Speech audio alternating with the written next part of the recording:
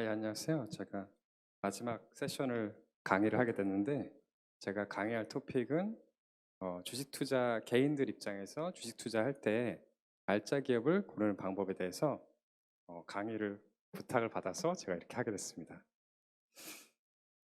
저는 원래 제 백그라운드는 제가 M&A 전문가예요. 그래서 저는 이제 회계법인에서 M&A 자문을 했었고, 안지회계법이나 삼성회계법인에서 크로스보더 딜을 많이 했습니다. 그래서 한 100건 정도 넘게 했고 경력이 한 18년 정도 되거든요.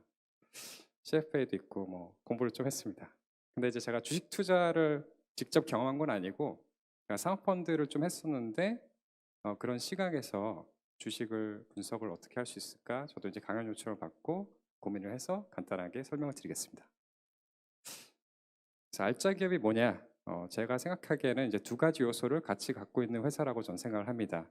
하나는 지속 가능한 경쟁력을 가지고 있는 회사, 그리고 또 하나는 이제 성장성이 있는 회사. 단순히 어떤 회사가 경쟁력만 있다고 해서 그 회사가 투자에 적합하지는 않다고 생각을 합니다. 왜냐하면 이 회사가 경쟁력을 있지만 업황이 하락하는 그런 회사의 경쟁력이 있다면 성장성은 역성장을 하면서 여전히 투자에 매력적이진 않겠죠. 그러니까 성장성도 당연히 필수 요건으로 봐야 될 것입니다. 그럼 경쟁력이 뭐냐?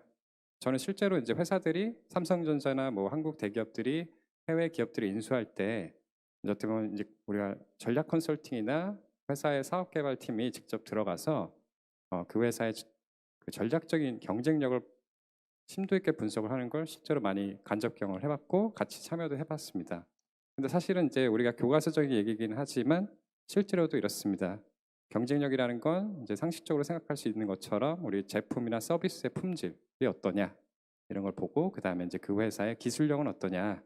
그래서 우리가 여러분들이 쉽게 아는 것처럼 이제 삼성전자나 SK 하이닉스의 반도체 기술력 그건 이제 따라오기 어렵잖아요. 이제 그런 것들이 있을 거고 그다음에 이제 브랜드도 어떻게 보면 매우 중요한 경쟁력이라고 볼 수 있겠습니다. 그래서 우리가 여러분들이 이미 아시는 것처럼 애플 아이폰 아니면 이제 갤럭시 삼성 갤럭시 또는 이제 루이비통 그리고 롤렉스 이런 것들이 브랜드 파워라고 할 수 있겠죠. 그래서 루이비통 같은 경우는 실제로 여러분들이 이 가방을 사는 데는 300만 원이 들 수 있겠지만 실제로 생산 원가는 30만 원밖에 안 하거든요. 그럼 그 나머지가 뭐냐? 결국에 단연간의 마케팅으로 축적된 브랜드 파워라고 볼 수 있습니다. 그 다음에 이제 생산 단가, 어떻게 보면 쉽게 말해서 금융의 경제겠죠. 네, 그래서 이제 차별화가 떨어지는 제품을 팔 때는 생산 단가가 가장 낮은 업체가 살아남습니다. 그래서 결국엔 금융의 경제가 매우 중요한 경쟁력이 될 수 있겠고요. 그다음에 수익성이 있습니다. 그래서 한 가지 예로 제가 여기다가 테슬라를 들었는데 이제 우리가 테슬라랑 다른 완성차랑 비교를 해보시면 테슬라의 영업이익률이 훨씬 높습니다. 근데 그거에 대한 주요 이유는 극도의 생산 효율화 때문이기도 하고요.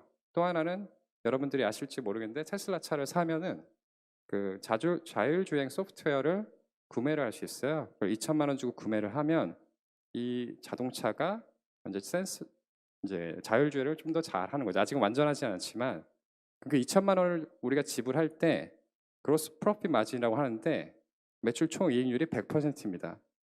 그렇기 때문에 엄청나게 강력한 수익 모델을 갖고 있는 거죠. 네, 그 다음에 이제 지리적 위치도 중요한 경쟁력이 될 수 있겠죠. 그래서 제가 이제 캐나다에서 왔는데 캐나다에서는 여러분들이 가봤을지 모르지만 거기에 티몰틴이라는 커피 체인이 있습니다. 근데 그 커피 체인은 다른 커피 체인이 들어가서 그걸 살아남을 수가 없습니다. 그만큼 지리적 위치에서 막강한 경쟁력을 가지고 있는 거죠. 그 다음에 이제 유통망도 주요 경쟁력이 될 수 있겠죠. 그 다음에 이제 성장성을 봐야겠죠. 그래서 뭐 가령 이제 우리가 아모레퍼시픽이라고 하면은 화장품이 뭐 브랜드가 뭐 30개가 있다. 그러면 이제 이거를 아모레퍼시픽이 이미 유통 채널이 확고하게 있기 때문에 5개에서 10개로 제품을 늘릴 수 있냐 이런 다변화 가능성 이런 것들이 어떻게 보면 성장성의 한 주요 요소라고 볼 수도 있겠습니다. 그 다음에 시장 정말을 또 볼 수 있겠죠. 그래서 가령 이제 우리가 반도체라든지 아니면 뭐 휴대폰이라든지 그리고 이제 뭐 이렇게 전기차 같은 경우에는 이제 성장성이 엄청 뛰어나기 때문에 테슬라도 K거로 50%씩 매년 성장하겠다는 목표를 가지고 있는 거고 그러니까 그런 걸 토대로 이 회사가 성장성과 경쟁력이 둘 다 갖추고 있는지 이렇게 이제 판단할 수 있겠고요. 그다음에 새로운 시장 개척 가능성. 이거는 이제 우리가 한국에서만 사업을 하고 있는 예를 들면 쿠팡을 보시면 쿠팡이 한국 위주의 사업을 하고 있죠. 근데 얼마 전에 이제 일본에서 철수를 했는데 지금 월가에서 이제 주가가 확 떨어졌어요.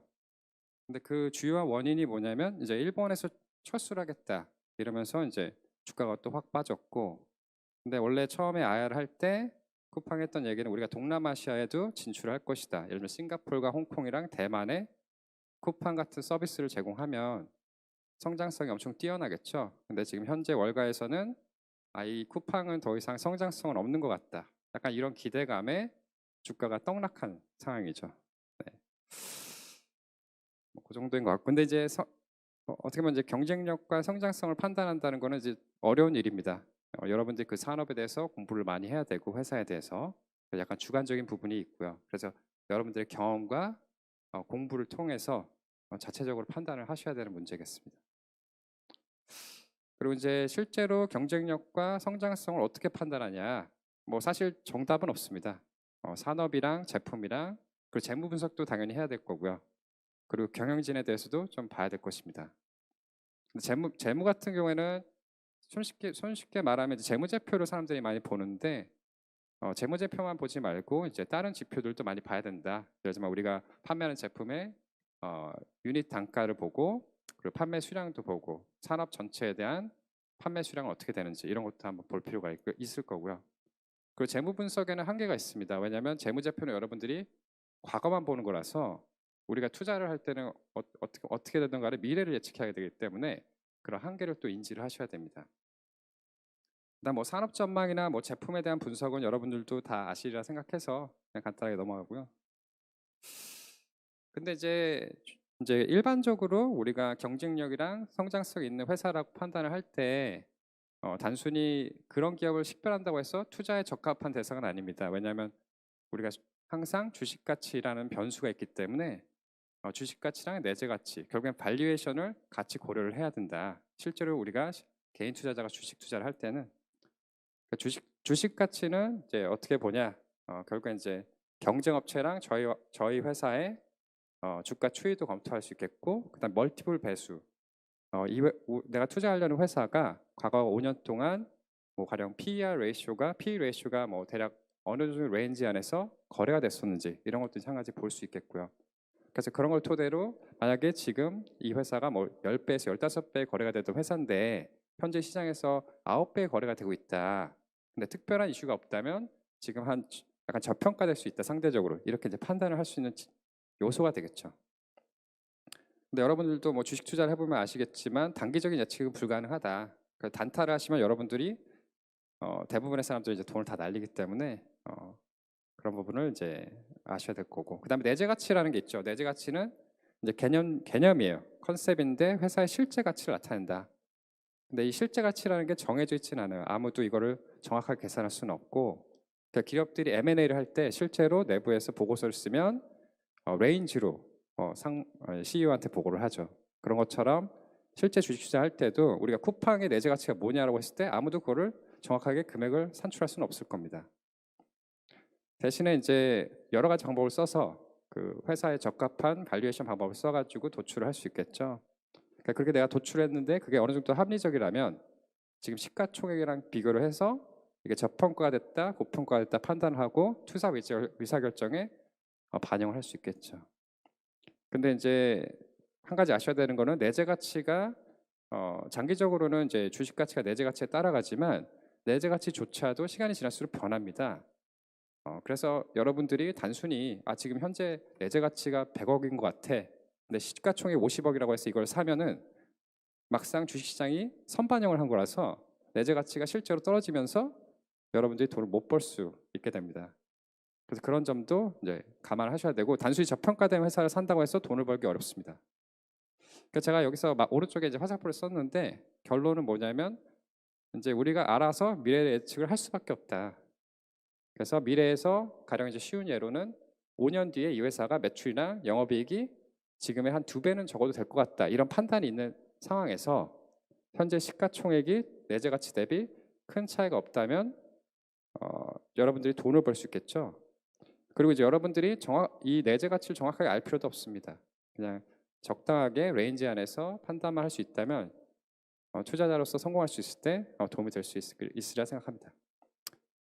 여기까지가 이제 알짜 기업 고르는 방법에 대해서 되게 간략하게 설명을 드린 거고요. 그 다음에 이제 여기 주제가 폴리크라이시스니까 제가 이제 이거에 대해서도 간단하게 설명을 드릴게요. 네, 그래서 지금 뭐 여러 가지 폴리크라이시스라는 게 결국엔 여러 가지 위기들이 복합적으로 동시다발적으로 발생해서 결국에 이제 저희가 원하는 건 뭐냐면 그런 환경이 회사의 경쟁력과 성장력에 어떤 영향을 미치냐 이걸 이제 알아볼 건데요. 간단하게 가장 중요한 부분들이죠. 이제 고금리와 고물가 환경이 앞으로도 유지될 것이다. 근데 그렇게 되면 어떻게 되냐면 이제 경기 둔화가 당연히 오겠죠. 네. 그럼 대부분의 산업에서는 수익성이 악화됩니다. 근데 이제 그래도 수혜를 보는 업종들이 있어요. 뭐냐면 이제 금융업이라든지 은행 같은 경우에는 당연히 대출 금리가 올라가면서 매출이 늘어나겠죠. 그다음에 에너지 업체들, 그러니까 자원 회사들이죠. 그런 회사들은 이제 예를 들어 골드 회사라면은 골드 마이닝 회사라면 이제 금값이 오르면서 매출이 늘어나는 이런 이제 효과가 있을 거고요. 대부분의 업체들한테 좋지 않습니다. 왜냐하면 이제 소비 여력이 줄어들면서 반도체 같은 경우에도 이제 전방 산업 수요가 줄어들면서 이제 수요가 줄어들 거고요.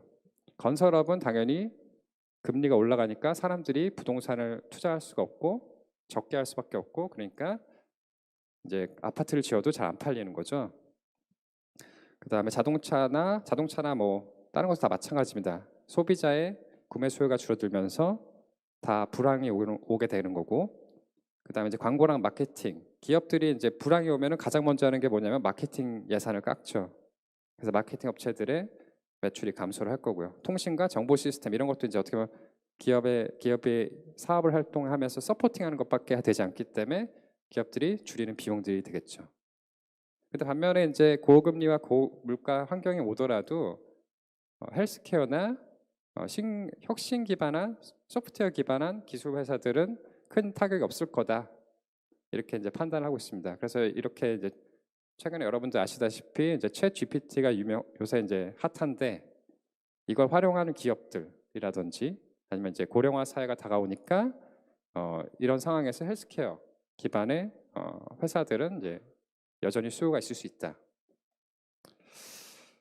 네, 그다음에 이제 뭐 금리 인상은 여러분들이 다 알고 계시지만 이제 미국 연준이 금리 올리는 것보다 한국은행이 금리 올리는 게 더 속도가 느리죠. 그래서 지금 금리의 차이가 있는데 이런 금리 차이가 있다 보니까 원화 약세 환경이 계속 유지가 될 거고 그러면 결국에는 수출 기업은 좋은데 수입 기업한테는 오히려 안 좋은 이런 이제 결과가 초래되겠죠. 그래서 이제 뭐 현대차나 기아차 보면은 해외 자동차 판매를 하면은 이게 다 달러나 뭐 원화 약세니까 유리하죠. 그래서 수익성이 오히려 개선이 될 거고 반도체도 이제 대부분 수출을 하기 때문에 마찬가지고요.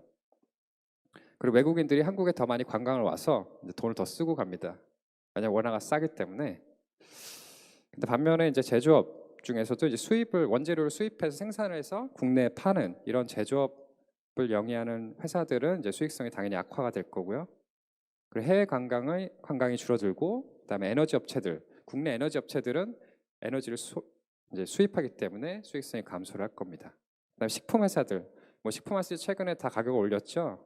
근데 이제 어떻게 보면 이제 자기네들도 원재료비가 올라가기 때문에 어쩔 수 없이 이제 올리게 된 케이스라고 보시면 될 것 같습니다. 그다음 팬데믹으로 인한 영향은 산업마다 조금씩 다른데 뭐 여러분들도 이미 다 아시리라 생각해요. 그래서 사회적 거리두기 때문에 여행이나 호텔, 레스토랑, 그리고 엔터테인먼트 이런 비즈니스들은 수익성이 악화가 될 거고 반면에 이제 원격 근무라든지 헬스케어나 디지털 컨텐츠 이런 쪽은 오히려 더 활발해진다. 그러니까 수익성이 오히려 증가하는 이런 이제 효과가 있습니다. 그다음에 이제 몇 가지 포인트를 더 말씀을 드리면 이제 미중 경쟁 같은 경우에는 이제 어떻게 여파가 올지 정확하게는 예측이 지금 어렵지만 적어도 일단 한 가지 예로 이제 글로벌 공급망 재편을 하죠. 반도체 같은 경우에는 그러면서 이제 기업들 입장에서 이제 비용 부담으로 다가올 수 있고요. 그다음 미국 소비자 입장에서는 이제 물가가 올라가는 이런 이제 효과가 있을 수 있고 반면에 이제 내수 중심의 산업이면은 크게 영향이 없을 것이다. 이제 이렇게 볼 수 있겠습니다.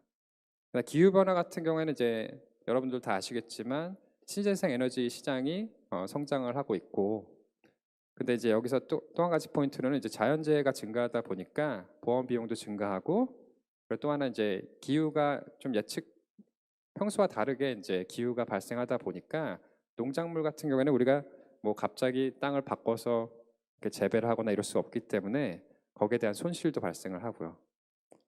인구 구조 변화는 이제 노인 인구가 증가하면서 요양원이나 병원 그리고 헬스케어 관련 헬스케어 서비스들이 증가를 할 거고, 반면에 이제 소비 패턴이 바뀌겠죠. 왜냐하면 젊은 세대 인구 비율이 줄어들면서 전체 소비자를 대상으로 하는 사업이 조금씩 바뀔 거다. 그것도 또 하나는 이제 한국 같은 경우는 가장 큰 문제긴 한데, 이제 앞으로 노동 인구 감소가 급격해질 거라서, 그래서 이제 노동 집약적인 제조업은 이제 앞으로 이제 이전을 하거나 뭐 그렇게 돼야겠죠. 그래서 이제 결론을 말씀드리면, 이제 여러분들이 아까 말씀드린 것처럼 알짜 기업이라는 게 지속 가능한 경쟁력이랑 성장성을 보유한 회사를 말하는데, 이제 앞으로 몇 년간은 폴리크라이시스라는 요소를 같이 고려를 할 필요가 있다.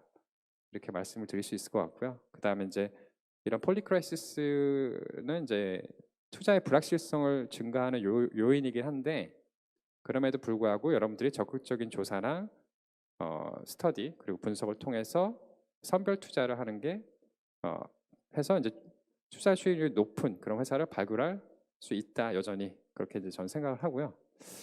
반면에 이제 여러분들이 좀 공격적인 투자자가 아니라면 여전히 안정성이 뛰어난 그런 산업이 있으니까 그런 데 투자를 집중해서 하시면 될 것 같습니다. 그리고 이제 어떻게 보면 이제 알짜 기업이라는 기업의 경쟁력이나 성장성은 환경에 따라서 계속 변하기 때문에 끊임없이 공부를 해야 된다. 이렇게 이제 말씀을 드리면서 마무리하겠습니다. 감사합니다.